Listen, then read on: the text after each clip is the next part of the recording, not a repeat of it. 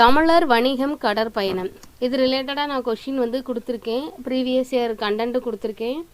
இது government PDF தான். இதை பற்றின தெளிவான வீடியோ கொடுத்துருக்கேன். நீங்கள் டிஸ்கிரிப்ஷனில் இருக்குது, ஃபாலோ பண்ணி வாங்க.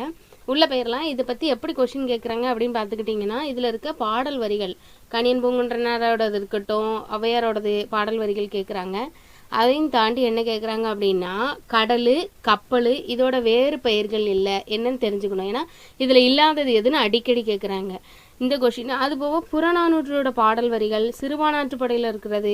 அதுக்கப்புறம் நம்ம பாடல் வரிகளை தாண்டியுமே கொஷின் கேட்குறாங்க. என்ன அப்படின்னாக்கி இறக்குமதி. ஏன்னா தமிழர் வணிகம் கடற்பயணம் எதுக்கு செஞ்சாங்கன்னா ஏற்றுமதி இறக்குமதிக்கு தானே.